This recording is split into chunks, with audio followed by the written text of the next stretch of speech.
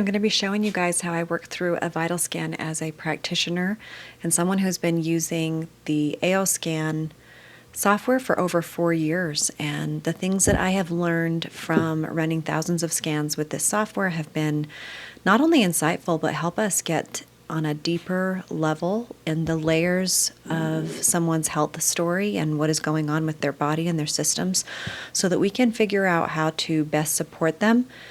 And this is a tool for doing that. I want to remind everyone going into this that if your interest is in using this as a practitioner, this is a great video. If your interest in this video is understanding your own scans, this can also be helpful for that, but it is not diagnostic. We are working with the body's energy system. So we are using this technology that is operating out of the AO scan software by Solex. And for this video today, we're going to be working with the vitals report, and I'm going to be looking at a scan I recently took of myself, and I will walk you through. If this is your first time here with my channel and you're interested in this type of software, I would look at the inner voice video first, because that is how we set up a client that is new and how we would run this as a prerequisite to this one. If I was working with you, we would, as a new client, we would start with the inner voice scan and then move into the vitals report. Okay, I want to talk about this way that we can view the scan. One is through enhanced view, where we're seeing the numbers, and another is classic view. This is easier if you are maybe not looking at this through a practitioner lens and you want a real quick scope view of reds and greens. And from this lens, we are looking at the previous scan. So if we just were to press scan from the vitals scan menu, which let me just show you what that would look like. If I was going into a vital scan, I would press, real quick. If I was going into a vital scan, I would want to press the vital scan button up here, and then after it got done scanning for 2 to 3 minutes, then we would do optimize frequencies. I already have a report that we're going to be looking at today. Again, if we want to go into classic view, that's what that looks like. And you can kind of get a feel for what is able to get on the report in terms of out of range, in range from the very first scan. This confuses some people because it will say previous scan, and to me that indicates there might be a previous scan, but this is just one scan showing us that this was the scan button and then optimize. So we're getting biofeedback, and that's the biofeedback part, and then we're getting bioresonance, and both produce information on this in-depth report. So we're going to be looking over foods in the enhanced view and these numbers here. So 4, 5, 6, this is considered a good, healthy, optimal range, as if those particular elements that are being measured or we're getting information about, that is looking like it is in a resonance or healthy frequency. It is resonating in a healthy way. So if we see numbers that are 7, 8, 9, I generally feel that as a practitioner and from the training I've received through Solex, this is something that is a little bit more of a acute problem, something that may be showing up right now, where if it's 1, 2, 3, this is something a little more chronic. We might see this trend on more scans in the future. It might be something to put a note or a little check mark by when you're running these scans for your clients or for yourself, so that you're able to kind of see if it shifts and how you can use frequencies to shift it. That's exciting to see the changes. So we're going to be moving into dairy. Again, we're looking at out of range. These are some out of range, and you can see the scan has more greens and blues than the right side. A lot of people will feel like, well, there's a lot of things to fix, and there's a lot of allergies. We're not looking at these in terms of full-on allergies. We're looking at them in the lens of allergy sensitivity. So this could raise an IgE blood test, and I have seen that before, and that's something we might want to talk about a little bit more. But as we move through this, I'm generally looking at where there are elements on these groups, and dairy is a group, whether it's yogurt, whey, casein, cow's milk. We want to look at it as a group. So if I was to see for a client a lot of reds on this side and a lot of reds carried over on the other side, I'd be asking them, how do you feel on dairy? What does it do to your system? Does it cause bloating, gas, diarrhea? We're looking at how food makes us feel. Fatigue is a big symptom. More allergies, more rhinitis or chronic runny nose, Headaches, migraines, itchiness, those are all clues that this food could be raising histamine. It could be difficult on our biome to break down the lactose. When I work functional genetics with clients, we get deeper into these genes of breaking down the actual protein of milk, and it's a lactose enzyme. And some people, most Caucasian people, actually carry a double homozygous. And this is where we came from, a place of needing to adapt so that we could survive. So the body is incredibly adaptive, and you'll see these compensatory patterns as we move through the AL scan. So I'm going to move on to fruits. If I was looking at this for a client, I would be seeing avocado carried over, and this is a perfect example of something that might be a little bit more chronic or indicating there's a chronic sensitivity to this food. Whether it was a 9 on blackcurrant, maybe that's a little bit more of a nuance. Maybe you might say, I don't have blackcurrants. Where would that be? We're looking at what is similar in blackcurrants. Maybe it's in the berry family. Maybe you've had it in something you're not thinking about. This could be a protein bar, or in the same category as dried fruit, right? Where has the exposure been to a food that is similar? We only have so many foods in the database, and we're picking up energy, so that's important to keep track of that. But avocados have a tendency towards being a mediator for histamine, so it could not potentially, or it could potentially be an issue for someone who is dealing with histamine intolerance and also fat oxidation. So we're going to put a little note on that avocado may be a food to watch. How do you feel? What is going on when you have that food?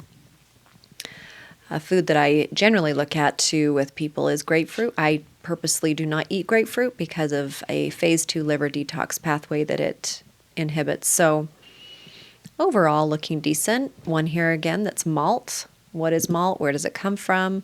Some of these foods will have, or some of the elements as we go through will have a little snippet when you click on the food. And I wish that the foods had this, but the actual, as we scroll down to blood work and some of the other elements of the vital scan, you'll see what I'm saying, but the food does not have a little descriptor.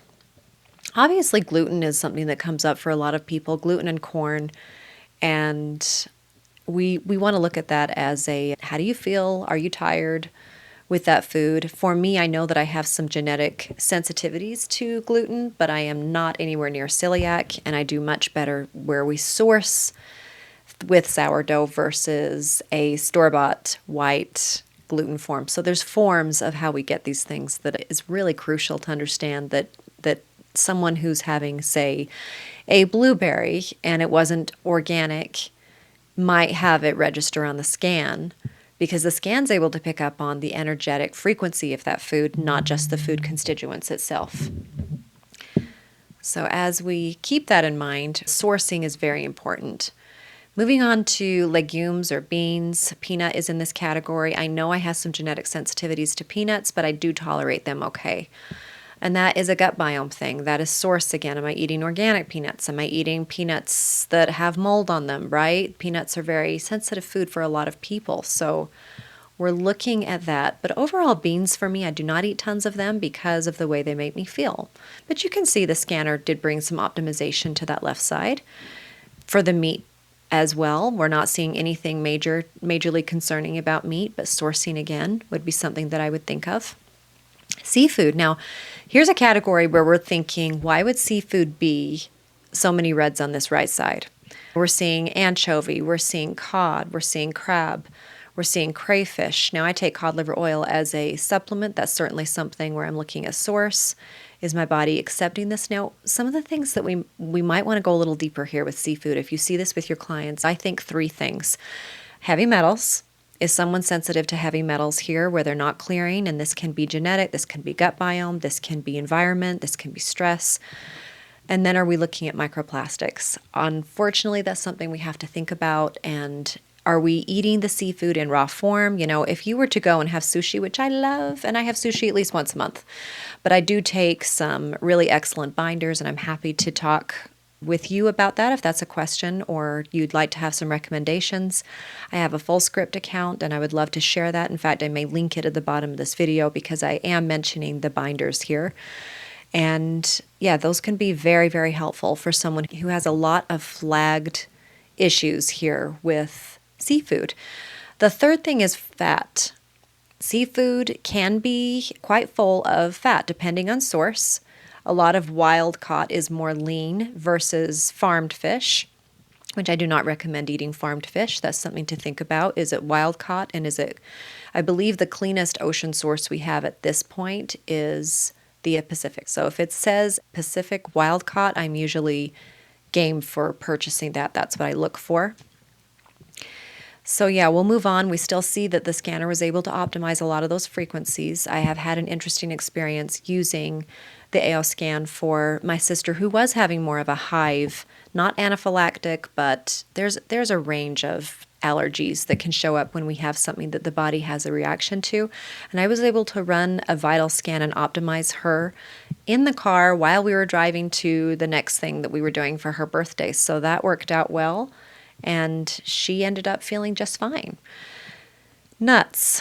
I want to talk a little bit about something with nuts. They're a high allergen food for a lot of people. A lot of individuals have sensitivities to nuts, and I want to say that when we optimize these frequencies, we are shifting the way that our body is looking and thinking and reacting to that food. So what I have seen is, yes, it is great, and I do recommend avoiding that food for a while. We don't want to keep telling the body to react, especially when we know that it has a reaction towards a certain food or it's affecting our immune system in an inflammatory way. But you can see here that nuts moving over to the other side, we did get a lot of optimization. Now, I will say that my son had some chronic rhinitis, which is runny nose, and he just was tired. He was feeling fatigued, and we couldn't figure out what was going on. I was running scans for him, but I was not looking at them because I get that optimization piece for my family. I was not interpreting them from him, so I was not going through individually and looking at these every day. It's time consuming and something I wasn't doing at the time. So we did get some blood work done, just his annual blood work, and an IgE response showed up for nuts. Several of them, really. We were looking at walnuts, pecans, cashews. Several nuts were showing up, and I will just show you a little snippet right here of what that blood work looks like. So you can kind of see that IgE response was matching with blood work and also with the scan results. When I did go home and scan, I was just curious what the AO scan would bring up and how accurate it actually was. And it indeed did show that nuts had a lot of red going on. So when he was able to abstain from those nuts for a few weeks, we ran the scans and did get that optimization. And I was just curious again to check in and see what the reports actually read as. And he was green on green on green, really looking well after a few weeks off that food. So that is how I've seen the frequency shift when we do avoid the foods. And also use the resonant frequencies to help. We can imprint these foods. We can put them in allergy drops. That's my Cephi video where I talk a little bit more about that. But I will make one, if you guys are interested, on specifically working with foods that are irritating or inflammatory for the system. So we'll move on to seed oils, and what we're looking at here, seed oils, safflower. Have you had fries recently? This could be something that we're looking at there. Those are often the seed oils that we're using for frying fries, and that's just very, very common. It can nuts and dried fruit. So even if we think we're being really careful with that, it could still be showing up. Spices really needs to be named spices and herbs because you can see that a lot of these are showing up here. Caraway, chamomile, chicory, and you can see that there's quite a few red over here on the same side. So I want to talk a little bit about that. Baking soda could be coming up for acidity. Some people are sensitive to baking or baking powder, and that's something to be thinking of. But something that pops out to me and something I would make a note of if I was working with a client here is black pepper, caper. Those are the same thing essentially in a different form. I love capers and I love black pepper, but why is the scan flagging the cayenne pepper, cloves? And if I scroll down here a little bit more, I'm seeing mustard and ginger. All these things have something in common. And that's what's fun about looking at the food list is what's in common here is these are all very heating. They could be warming. And if, say, someone was in a kind of a flux state with hormones and there were hot flashes or they had temperature intolerance or they're dealing with POTS symptoms or even mast cell inflammation, cloves can really irritate some of that if it's in a dose that's high enough. So I'm thinking heat in the body here. The body doesn't love these particular constituents for adding heat to something that might already be kind of on that inflammatory side. Maybe the body's craving things like licorice and hops and fennel, and even, you think cinnamon might be in that heat as well, but cinnamon has other constituents that would help balance blood sugar and might be beneficial. So just keep what you know of the food and unlearn what you think you know. I find that the most helpful mindset. What do I need to unlearn so that I can read the scan in a more accurate and helpful way for my body, and just from a lens of curiosity? Vegetables, we're going to move into, again, we could see, and I do see with clients, a lot of trending markers around, say, if they were sensitive to nightshade vegetables. I might see potato show up, I might see bell pepper show up, tomatoes, those would be eggplant, those would be things that I very often see when someone has actual sensitivities to nightshade. And even, I believe, as we were up here, we don't have tobacco, but we have cola. And that can be something that's also irritating when we see someone trending markers with nightshades. So again, we have corn coming up. Corn came up in grains, and now it comes up as a vegetable. So that's usually coming up for people. I want to talk about cassava. This is an interesting marker where we see something shift from a positive and then over into an in range, but showing less than. To me, this is a marker where the body actually might be asking for a little bit more. Remember, we're dealing with a compensatory system. The body is always compensating. So we're looking at something that was in range and moving it to an area that is out of range, but within that right side. So to me, when we see something like that, again, we're seeing it with kelp. And I'm curious, because I know that kelp is rich in iodine, I'm curious what the thyroid markers may look like as we move down the scan. So just, this is where I'd be putting a little note in for these foods. What is cassava great for? It's a great fiber. It is actually a good gluten-free flour substitute, and I do eat cassava at least once a week. So we have a lot of information just working through the food panel. We see a lot of reds on the side with eggs, and so I'm gonna share something based on experience here with eggs. This is not telling me that this client is super sensitive to eggs. It's telling me that we could be sensitive to choline. Now, egg yolks are really high in choline, but it's specifically flagging the yolks, the duck eggs, which are super rich, and it's telling us that that's not optimizing on the other side. So I'm again thinking one area of oxidative stress that this woman, might be going through. She might be dealing with a shortage of consistent hormone production, and she might need more choline in different forms. And since eggs are a great source for that, we might be thinking, is she able to process those yolks? Is she getting enough of them? Is she actually sensitive because she's cooking those eggs through rather than keeping a nice soft yolk where those healthy fats are not oxidizing and that cholesterol from that egg is in a better form, a better structure to utilize? All right, we're going to be moving on to blood and blood lipids. This is where the scan starts to look a little bit more like what we would see in a blood panel or in our blood work.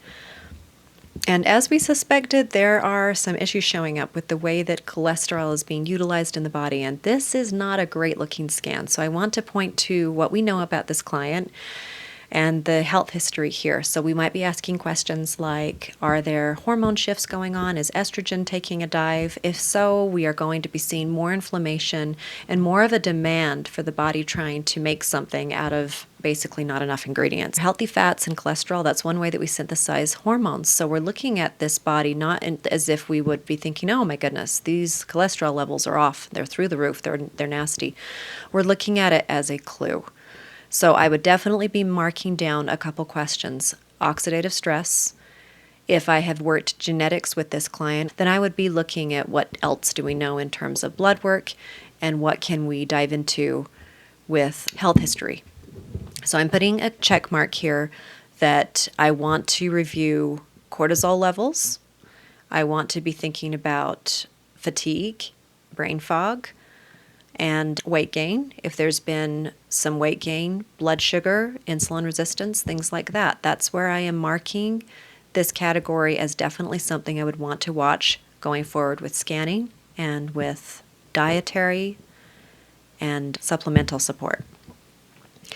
Here you can click on some of these markers. Some of them are able to bring up a little bit of an interesting snippet for us to read through. And if you're not, medically trained, which most of us going into the software are not, then this is a really nice thing to look at. Low density lipoprotein particle number. I mean, we have lots of different ways of looking at this. This generally is something that we talk about as the bad type of cholesterol, and I love that the sources are being published here so we can look at that. So again, this is just a little clue for us to understand this better. It is not diagnostic, but I'm definitely keeping that little marker in my notes that oxidative stress, fat oxidation, things like that are something that we're looking at. Is this person having a lot of fats? Have they tried a ketosis diet? How do they feel on that kind of nutritional ketosis, right? That might be someone who doesn't do very well going into ketosis because this is indicating we've got troubles with fats. And again, you're unlearning what you think you know. So when we see something, we're just looking at it as a clue. So here, total iron binding capacity, nothing to majorly note here, but I want to mark that ferritin is showing up for the first time, and we will see it a couple times going forward.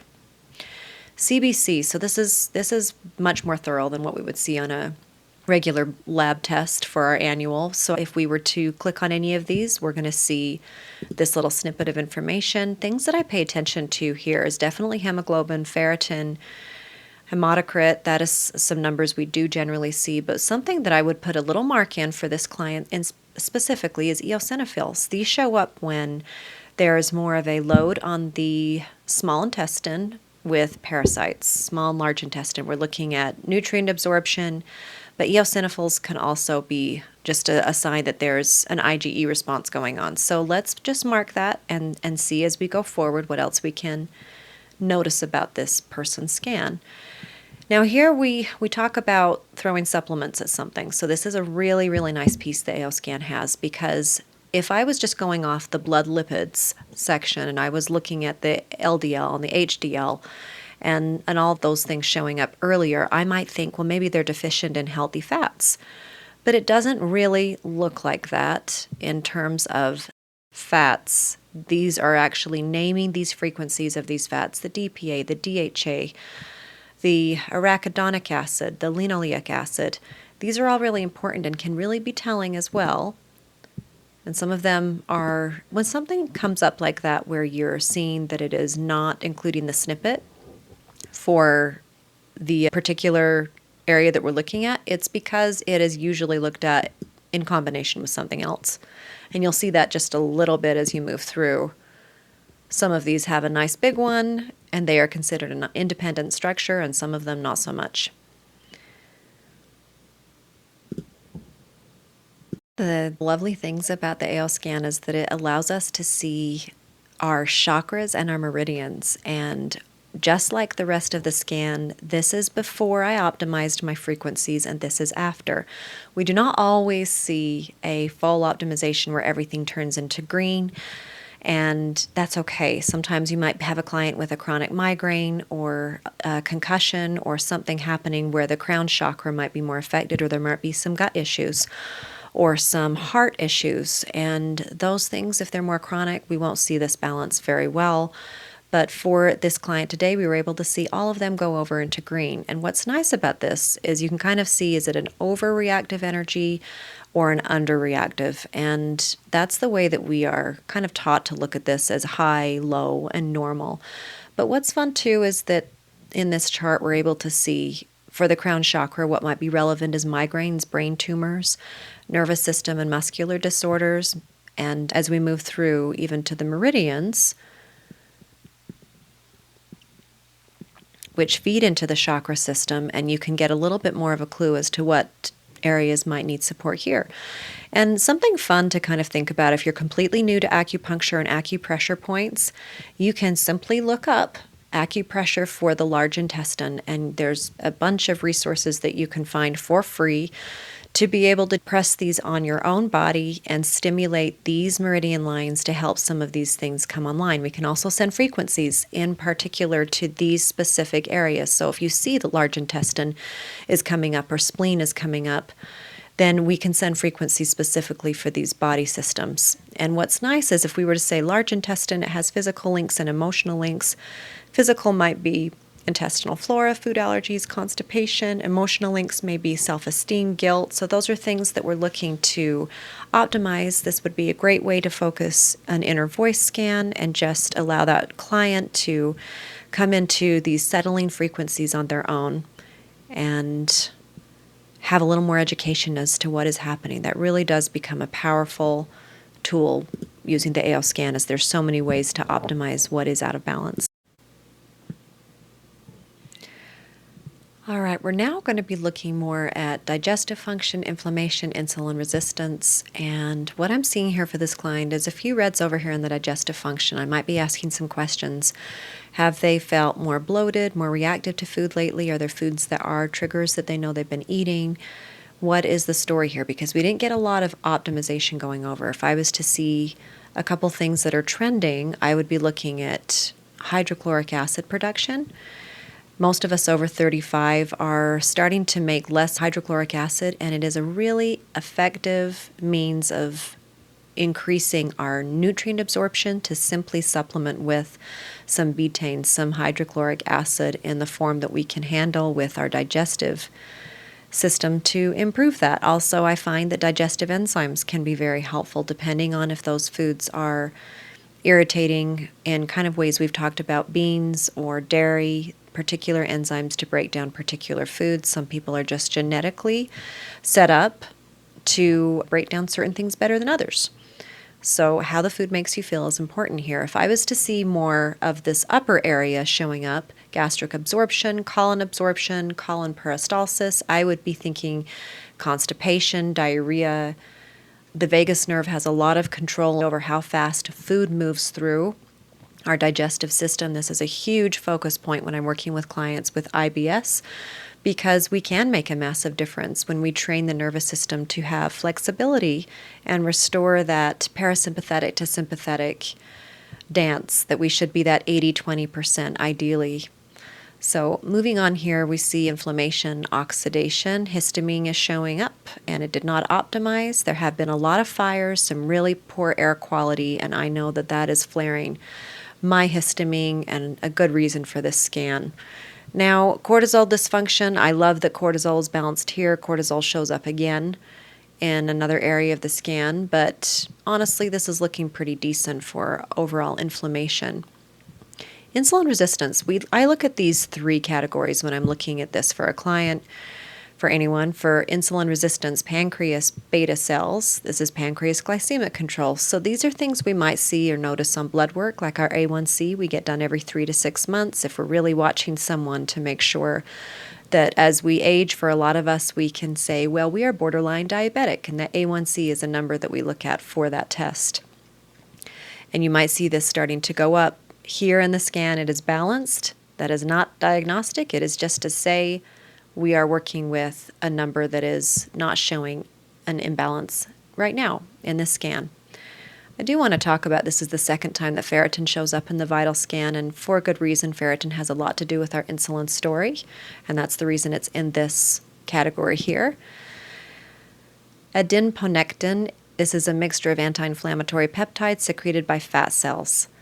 Now that's important because our fat cells are showing that there's some problems. It helps regulate energy balance and the metabolism of sugar and fats. So what is the story with this particular area of our body? Adiponectin levels are low in those who are overweight. If you have low adenopectin levels, you are at greater risk for diabetes and heart disease. So just some interesting note here that this scan is showing some issues with fat metabolism, and adiponectin is showing up here. Leptin and ghrelin are something that I like to look at, especially where there's been spontaneous weight gain or changes in appetite. And leptin generally says I'm full, but it does quite a bit more than that. Again, We're thinking about the way fat is working with the body, the way it is stored and used for energy. It is supposed to notify the brain when enough food has been eaten to keep energy levels high and stimulate appetite to turn off.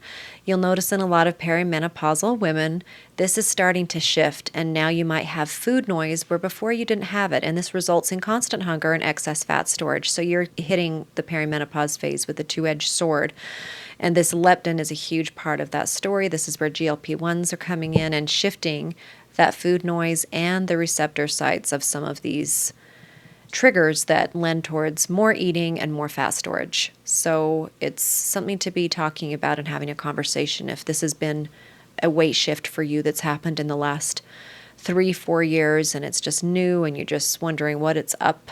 We're going to see some of these markers shifting here for that perimenopause phase. So here we're looking at pancreas glycemic control. I am wondering for this scan when it was taken, did I literally go too long without eating? And is that what this glycation gap is about? Insulin secretion. We're looking at the pancreas in all of these different lenses. How are we breaking down and utilizing energy from food? That's all part of that story. I'm going to skip over this area and move into nutritional analysis. I'm glad this came up this way today because this is one of the fun ways we can see frequencies showing up for deficiency.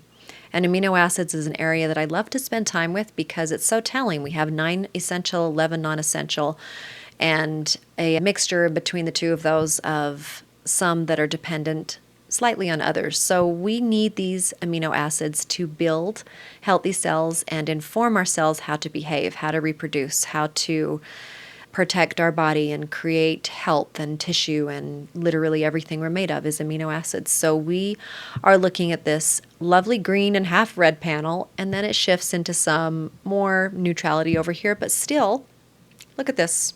We are looking at a lot of deficiency, a lot of things going down, and I do look at amino acids as deficiency when we are seeing it like this, when it looks like a panel that has shifted into potentially this person has not been having enough to eat. Maybe this is, again, we looked at that glycation gap up there, and maybe they're just literally between meals when they ran the scan, and the body says, I actually need more protein, and I need more solid forms, and I need it in these particular forms. So I do want to say, too, that the glutamic acid glutamine piece here, I have done my genetics, and I know that I have issues converting the glutamine and glutamic acid into GABA.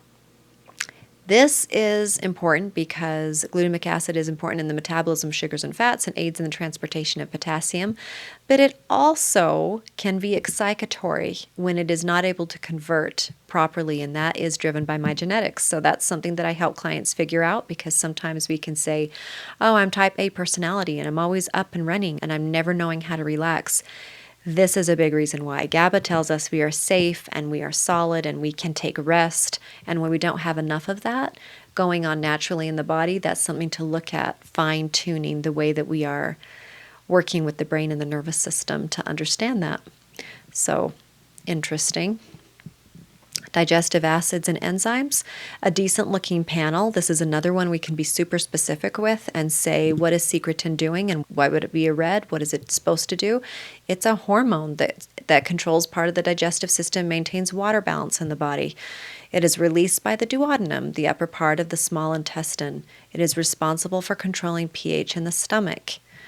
So when we're talking about cystic fibrosis, pancreatic cancer, there may be a lack of digestive enzymes or other chemicals in the fluid that comes from the pancreas. So I'm looking at pancreatic health, and again, this is just one note that I might be making. Again, this is the second time we see hydrochloric acid showing up.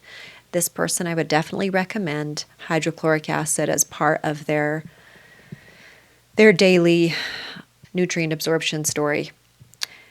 Macrominerals and microminerals, these are literally what your bones are made of. So if this woman is heading into perimenopause, calcium may be showing up. Whatever's showing up here, we're taking note of, because the macro is important for the way that we are creating bone and tissue and connective tissue. Very, very important. So microminerals are those smaller minerals. We can get a lot of these through pink salt and through trace minerals. But I'm looking at, in particular, lithium. If I see that this did not cross over, what does lithium do? And we get this massive information about lithium. It supports immune health. It affects calcium and phosphorus. It supports bone health.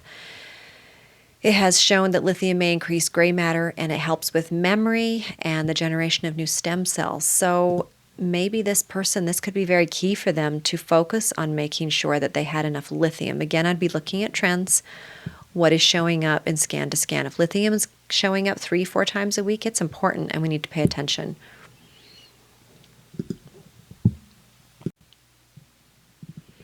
We have a little genetic piece in here, something really commonly looked at in social media groups where we're talking about the MTHFR variants. I want to be very clear, most people have some variant. It is considered that if we have one copy from a parent, that it is about 30 to 40% affecting our methylation cycles.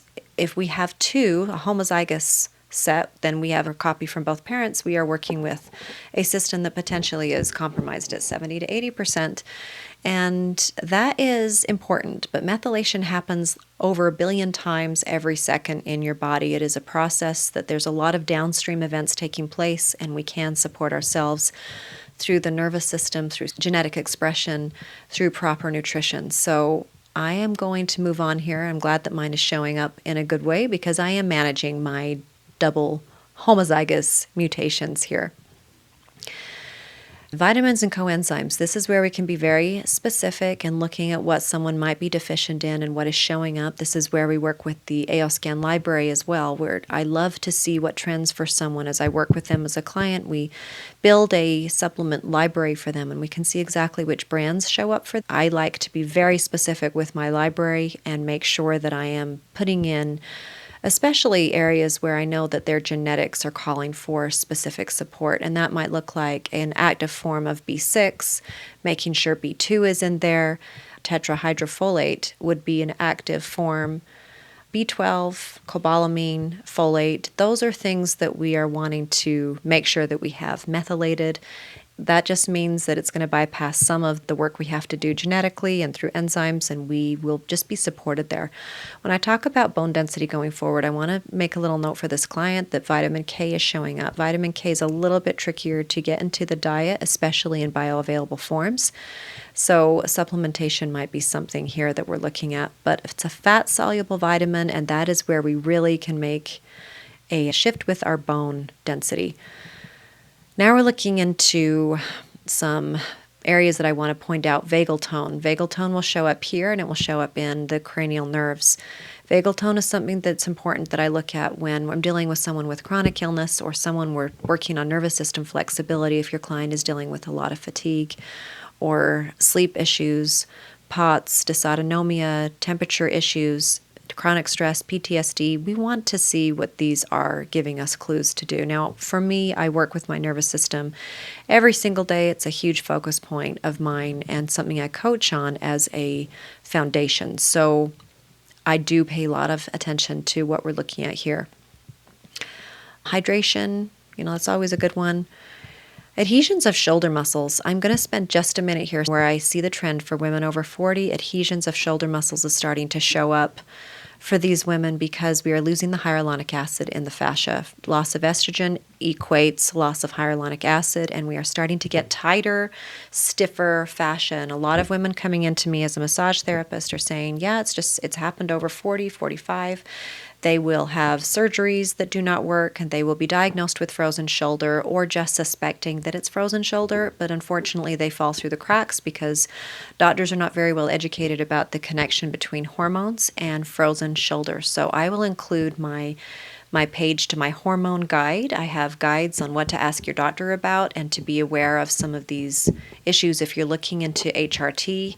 To have that conversation with your doctor in an educated way, you should be the smartest person in the room. I fully believe that, and I'm advocating for you here with educating on this topic of fascia health and estrogen levels.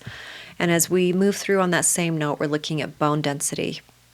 Now, I feel like the different levels of where we're looking at bone health are so super specific on the AOScan, and I love this. I love that we have calcium loss, osteoclast, which is bone breakdown, Rheumatism. I love that these are in here giving us clues about what's going on with someone's bone health story. And of course, this doesn't replace our DEXA scans, which we should be getting, and our weightlifting routines to support that bone density, but this can tell us a lot. If I'm working with someone with osteoporosis, I see a lot of reds over here. If I'm working on a woman that doesn't have the best diet and she's over 40 and she's also overweight, we're also going to see a lot of reds here. So there's always factors that contribute to the way these scans look. Remember, they're clues. We talked about cranial nerves coming up. Here we have the vagus nerve 10. And it's looking good in both areas on my scan today, which is awesome. Memory index, not so much. That's not a surprise. Parasympathetic and nervous system function here. I love to see this when I'm working with someone to create that flexibility in their nervous system that we're talking about. Where you might see some of these reds show up is for someone with lots of migraines, especially in the eyes. The optic nerve, the oculomotor might be affected. People with ringing in the ears or tinnitus, you're looking at the trochlear nerve. Facial nerves, glossopharyngeal when there's issues swallowing. And yeah, they're all very specific. When we do body work like cranial sacral, we're working with all of these nerves. When we do cogno movement or nervous system remapping, again, we're working to turn these nerves on, and it's lovely to see because it's very visual. You can actually see the face kind of flush, especially when we're turning on the trigeminal nerve through cogno movement. It's an interesting kind of light bulb reaction. Cardiovascular, people will get pretty upset about this panel because there's things in here that feel really scary. Stroke volume, stroke index. That gets a lot of people feeling kind of nervous about how's my heart health. And since we know that heart health is one of the leading causes of disease right now, we are looking at this through a lens of support and really just sending these frequencies to find what they can support and looking for the trends. So cholesterol crystals, again, we're looking at fat oxidation, and we already know that the scan is showing issues around that. And so we're looking at ways that we can break that down in healthier ways that it's not lining the arteries and the tissues of the body, and we're trying to create that balance. It is a very intricate system, and hormones absolutely play part of that story. So I am putting a note in this client that I am looking at heart health and ways to support that cholesterol story. Collagen index. I do take collagen. It's a great looking panel. Not concerned about anything there. Endocrine glands. We're looking at a couple things I would point out here is when I'm seeing a client that deals with adrenal fatigue, we have the adrenal cortex and the adrenal medulla. These are both stacked on top of the kidney, and they both produce adrenaline, which the copy of that is made from the brain, the exact identical hormone is norepinephrine. So I can see that this person is dealing with a heightened amount of need for these hormones to be produced. And that is some conjecture based on what I'm seeing trending here. Now, of course, this is one scan, but I would also be asking this client, how do you feel? How has sleep been? Has it been difficult to stay asleep? Do you feel a little more triggered to loud noises, to having a difficulty resting or unwinding? It is normal to see the uterus and prostate in someone with mast cell issues. We have a lot of mast cells down there in those areas. It's also normal to see this flare during periods or ovulation or even postpartum. Endometriosis will show up here quite a bit where someone has a pattern for endometriosis. And as far as the prostate, we can see this even on young children heading into puberty. That's normal, so just watch for what's trending. It also could lend towards, is there a UTI going on for the prostate? So that's something to think about there. Moods and hormones, again, we talked a little bit about norepinephrine. We're looking at reds going over to greens. We know we have an issue with GABA, and here this lovely thing shows up to kind of prove my point about when the body is great at compensating. The body's saying, hey, I'd like a little more GABA going on, and we know genetically that this person has difficulty with GABA conversion from glutamate. So that's a nice clue there, and also something to put a pin in. This body could use a little more GABA. What would that brain feel like if GABA levels were optimized? And that's not something I would just throw a supplement at. GABA comes through certain pathways, and it's always better when the body can make it and optimize those pathways. All right, we're going to be moving down to the immune system. Here we're looking at spleen.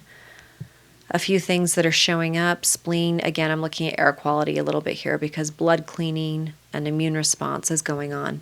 A typical IgE response when we're eating an inflammatory food, that would be something I would see here. And everything looks really decent, actually, on this scan here. So we're going to move on. A few markers around kidney here, and we may be thinking about uric acid buildup, protein breakdown. We've seen a few issues with the protein in the amino acid panel. So I might be asking questions around blood sugar stability and energy levels and what types of protein this person is breaking down. That would be something I'd be looking at. And here again, we're looking at markers we would see in blood work. We're looking at ALT, AST, these are things. If it's not showing a little breakdown, it's because these are looked at in conjunction with each other. Liver fat content. So we've seen about 4 clues now for oxidative or fat oxidation issues. And energy production would also be showing up on that one, protein metabolism. So we're seeing some really interesting things stack up for this client. We're looking at, is it a digestive enzyme problem? Is it a pancreas weakness? Is it actually the food and the diet itself? Where can we optimize, and what kind of ways can we do that through frequency?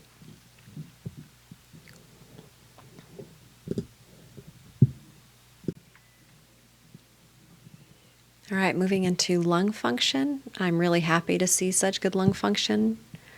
In light of the smoke and pollution we've been around, we're looking at reproductive female.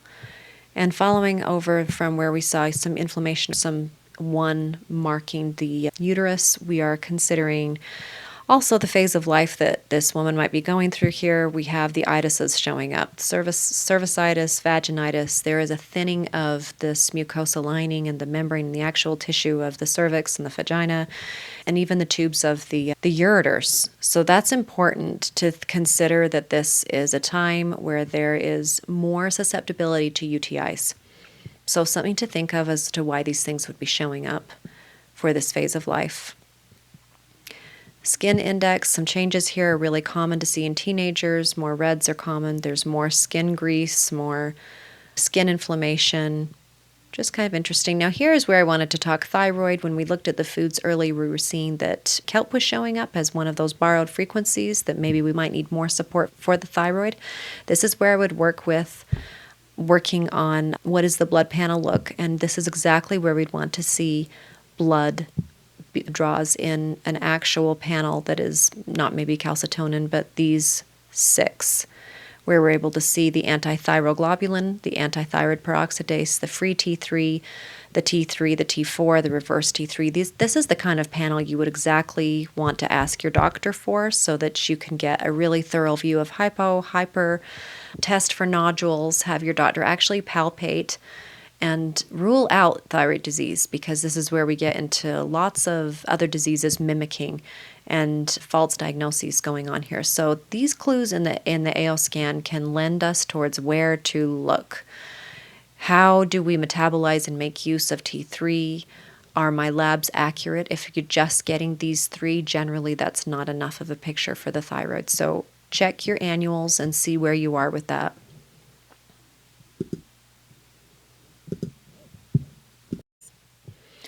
All right, that takes us to toxicities. We're going to be looking at allergies, pollens, and this is an interesting panel to see in someone with a lot of allergies, because there's a lot more red, and it tends to stay red on this side. But we can be pretty specific about the types of allergens that are giving us issues and use the Cepheid library to imprint for allergies. I have another video on how I've done this. You can certainly comment, and I can give you some feedback on how I do this, but it will be also included in my Cepheid video, my subtle energy frequency video on how I use allergy imprints to help support those particular issues that can be really bothersome for a lot of people. All right, bacteria diseases. Here we're looking at the usual culprits and some that we don't see very often. This is just energy, so if this is in your system and you're looking at Helicobacter pylori and you're looking at E. coli coming up, which isn't showing up on this scan, you may consider getting a stool test, and I have a really excellent referral for you for ordering that stool test, and she is a a functional nutritionist, and she works with this in particular. So that's an awesome way to see what's actually going on with the system. Funguses will show up here a lot when there's iron dysregulation or gut dysbiosis or SIBO, when there's a lot of even childhood hand, foot, mouth diseases. Our kids have a lot of sugar. Sugar certainly does feed candida, but oftentimes parents are doing a great job, and I see them just coming to me just desperate for help with this kind of issue, and it comes down to iron not binding well to copper, and they're not having enough ceraplasmin to get that work done. The liver makes this protein called ceraplasmin, and it has 6 to 8 little hands, and it binds with copper when it is working well, and we have enough active retinol and we have enough magnesium. So there are factors that can really be supportive that don't necessarily lend towards, oh, you're eating too much sugar or refined foods. So that's some of what I get into. We get pretty deep when it comes to some of these results. Now, this is so interesting because with our bad air, we have carbon monoxide showing up. I have detectors in my house. I know that I haven't been exposed, but certainly the air has been inundated with toxins, and smog pollution showing up as a one as well. Electromagnetic radiation, some people are actually more sensitive to EMFs, and this comes down to genetics. If you get your genetics done, it's wild to see there's actually these calcium ion exchange mechanisms in the genes, and we're just more sensitive to certain frequencies, which is probably why I can actually feel the AO scan working when I run frequencies for myself. Tobacco nicotine, if you have never smoked, and this is coming up red for you, this is directly linked to the nightshade vegetables. They contain higher amounts of nicotine. So that's something to think about. I am pretty clean with my hair products. I don't do a lot of toxic things there. So yeah, pesticide toxicity, that's a hard one to avoid. We live in a toxic world. So more than getting upset about some of these things, I'm thinking about where can I support my system. Heavy metals is one of the biggest things people want to work on a cleanse for. They want to work on heavy metals and get things cleared out of their system. And I'm thinking heavy metals and the seafood panel, what we've already covered here. And this is where binders come in. And to get this more in a green zone over here, I might recommend this person uses binders twice a week until this is looking better, because there are metals the body is not clearing well. And there's reasons for that. And we're just using this as clues. Mold is interesting, where we are looking at a complex system of immune reaction with mast cells. I've seen clients work through a mold protocol, move out of the mold triggers, and they have these tests, and these people come in and run these tests and do the repair in their home or even move out of their home, and they still continue to deal with mold. Mold is, for some people, a lot to do with genetics and how we clear these toxins. But it's also very much to do with the mast cell cycle. So our last mast cells, they age out every 3 years, and the mast cells will say, hey, I was very reactive to this type of penicillium and this fusarium and this aspergillus and this trichoderma, and the next mast cell says, okay, well, I'm going to be even more reactive because you're telling me this, and this is a problem. This is dangerous for our host. So that's kind of the story behind 1 in 5 people being overreactive or having overreactive mast cells. Mold is a big part of that story, and there's different ways we can deal with mold that help calm those mast cells. Even when we don't have a lot of mold exposure, there's mold spores in the air. This comes up a lot more in the fall when we're heading into winter. It comes up for people that are outdoors a little bit more, and you'd think, well, that's counterintuitive, but there's just not a lot of ways to avoid mold exposure, and so we need to become less sensitive. That's really where we need to desensitize some of those overreactive mast cells. And if you're here with me still, we're at parasites. Another huge driver behind the social media peoples that like to say, oh, I just did a parasite cleanse and I lost 6 pounds and gross stuff came out of me. And I just think those can be overdone and super harsh on the gut biome, and you have to build the gut biome back up when we do harsh parasite cleanses. So this is a place where I would look more at a stool test and see where, if someone is suspecting that they have a parasite or multiple parasites, we can do those protocols, but do them wisely and carefully and under the direction of your doctor or your practitioner who is well educated on how your system will handle the herbs or the protocol that you're using, because they are not super safe. They're very strong, and they kill more than just the parasites in your gut. They kill healthy gut bacteria as well. I want to emphasize that even garlic or any herb that has anti in it is also slightly anti-life.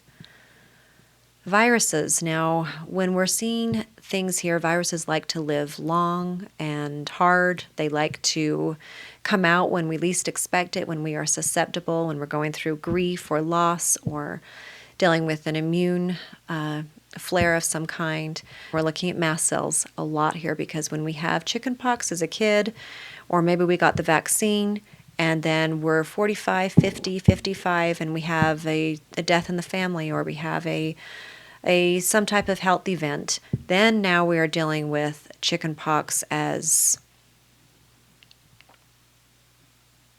shingles. And working with shingles is going to be interesting for that immune system piece, because this virus is dormant until it is not. Same with Epstein-Barr. The same with the herpes, which shows up a lot as cold sores and eye styes for some people. So it's an interesting way that we can use frequencies to support our bodies. I hope if you learned something from this video that you like and subscribe and follow me for more content like this if this was helpful for you.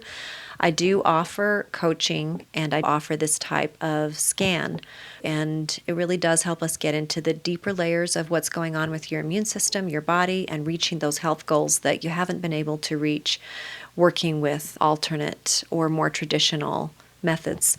My name is Helen Party. I am a licensed massage therapist, a functional genetic analyst, and a trauma-informed nervous system coach. So this is how I work. I love this tool for working through whole body systems. If I can be of any help to you, reach out to me, schedule a free discovery call, and I would be happy to talk with you about your health and your health goals.